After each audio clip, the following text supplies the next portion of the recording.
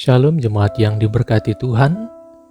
Mari kita berdoa mengawali pembacaan dan renungan firman Tuhan pagi ini. Kita berdoa. Bapa di sorga, terima kasih atas kasih dan berkat-Mu yang senantiasa kami terima setiap saat dalam hidup ini.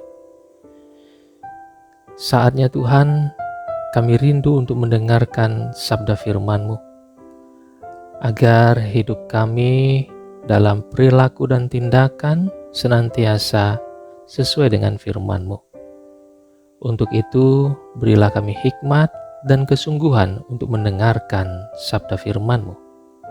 Dan dalam urapan Roh Kudus yang menolong kami, sehingga kami dapat memahami sabda firman-Mu, lalu kami lakukan dalam hidup kami, sehingga kami pun beroleh damai dan sejahtera Tuhan. Dalam nama Tuhan Yesus, kami naikkan doa ini. Amin. Hari ini Selasa 7 Desember 2021. Almanak Nas GKE bersumber dari 2 Petrus, pasal yang pertama, ayat yang kedua, sampai dengan ayat yang ke-15. Tetapi cukup saya baca khusus ayat yang ke-13 saja, yang berbunyi begini. Aku menganggap sebagai kewajibanku untuk tetap mengingatkan kamu akan semuanya itu selama aku belum menanggalkan kemah tubuhku ini. Demikian firman-Nya. Berbahagialah kita yang mendengarkan firman Allah dan yang melakukannya. Amin. Jemaat Tuhan, perikop untuk hari ini berjudul Panggilan dan Pilihan Allah. Yang kemudian untuk judul renungan saya beri kewajiban mengingatkan. Jemaat Tuhan, perkara diingatkan dan mengingatkan dalam kehidupan sehari-hari sejatinya adalah wajar dan biasa. Dalam waktu-waktu khusus justru kita mengharapkan untuk diingatkan agar tidak menjadi lupa dan hayal. Diingatkan dan mengingatkan merupakan peristiwa penting. Karena itu, ada jam dengan berbagai model dan harga. Fungsi utamanya bukan demi gengsi dan status diri, tetapi lebih utama sebagai pengingat waktu untuk kepentingan aktivitas diri kita yang sangat berkontribusi besar bagi kehidupan ini. Ada jam tangan, ada jam dinding, dan ada jam yang kemudian disematkan di telepon seluler. Jemaat Tuhan, keberadaan jam begitu vital, lebih-lebih sebagai pengingat diri kita. Pengingat yang juga vital adalah saat kita diingatkan oleh orang tentang jati diri kita yang sebenarnya. Diingatkan agar jangan sombong dengan segala pencapaian yang didapat saat ini. Karena semua itu bukan hasil prestasi diri sendiri, tetapi ada banyak kontribusi orang-orang lain, dan yang terutama sesungguhnya Tuhan yang memberkati dan memberikan segala sesuatu itu pada diri kita. Diingatkan jangan boros, Karena tak selamanya keadaan berpunya seperti yang ada sekarang ini akan terus ada selamanya. Sebab waktu terus berputar. Keadaan hidup juga dinamis. Pertanyaannya sekarang adalah, apa tanggapan Anda ketika ada orang yang mengingatkan dirimu siapa dirimu yang sebenarnya?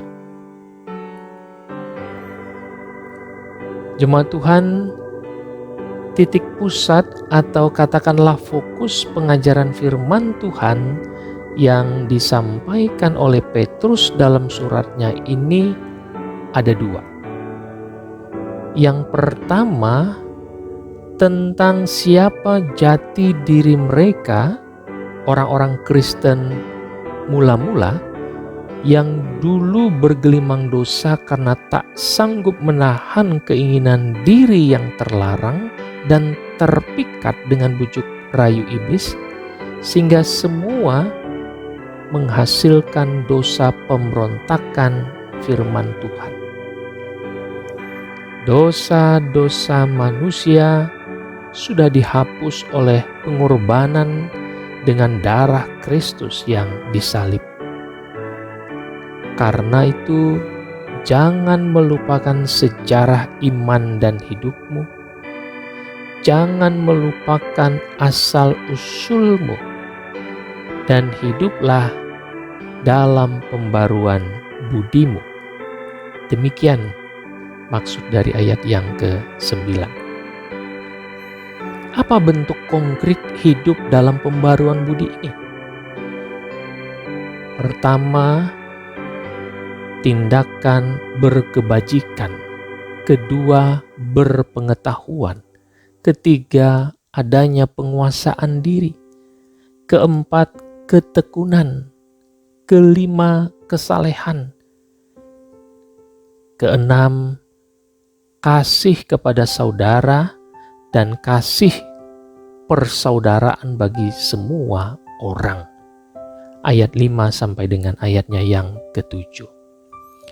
Jadi jemaat Tuhan, pembaruan budi dengan rincian ke-6 contoh sifat konkret, itulah kelas atau level gaya hidup dalam pembaruan budi yang menjadi indikator bahwa kita mengenal Tuhan Yesus Kristus. Fokus yang kedua, bahwa pengajaran yang disampaikan Petrus secara berulang-ulang ini bukan bernilai amarah dan tidak sama sekali menggurui seakan-akan mereka tidak tahu siapa jati dirinya.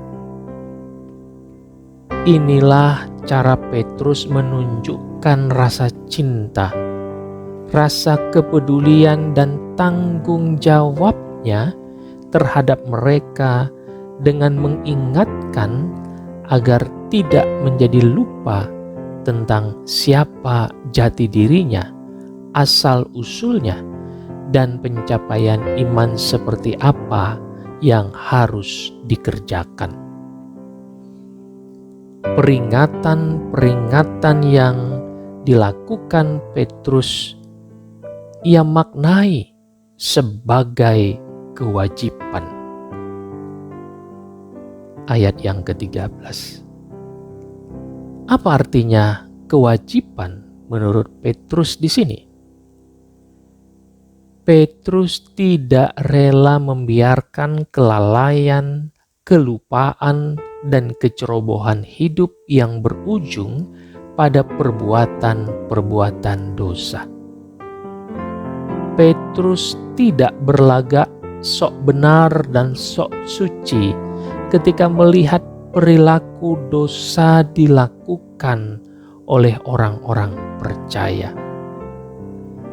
Karena itu, peringatan-peringatannya bertujuan agar orang-orang percaya sadar dan berbalik dari jalan hidup yang salah.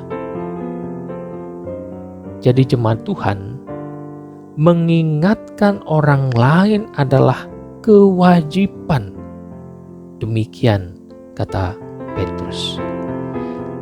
Kewajiban artinya keharusan bertindak, tanda kepedulian memenuhi kehendak Tuhan.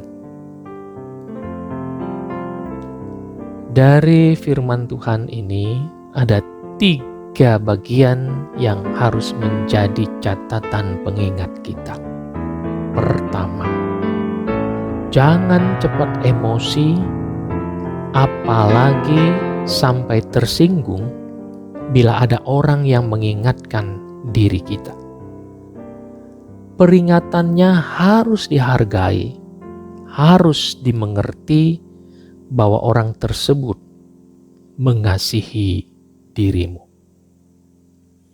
Yang kedua, jangan berprasangka buruk terhadap niat baik orang, apalagi sampai meyakini bahwa sikapnya itu adalah bentuk menghakimi. Mengingatkan, bukan menghakimi. Sebab prasangka akan mendorong diri kita untuk mengada-ada, coba pula mengingatkan yang bersangkutan kelak. Tapi tujuannya menjatuhkan yang bersangkutan dalam bentuk balas dendam. Ketiga, jarang orang begitu peduli terhadap orang lain dengan mau repot mengingatkannya. Apalagi dalam masa sekarang di mana segala sesuatu berada dalam kompetisi. Nas ini mengingatkan dan mengajak kita untuk tak bosan peduli mengingatkan dia yang harus diingatkan agar tak jatuh ke dalam dosa. Inilah ajakan persiapan diri kita dalam masa Adventus II sekarang ini. Selamat mengingatkan dengan santun dan bijaksana. Selamat Adventus kedua. Tuhan Yesus memberkati. Amin.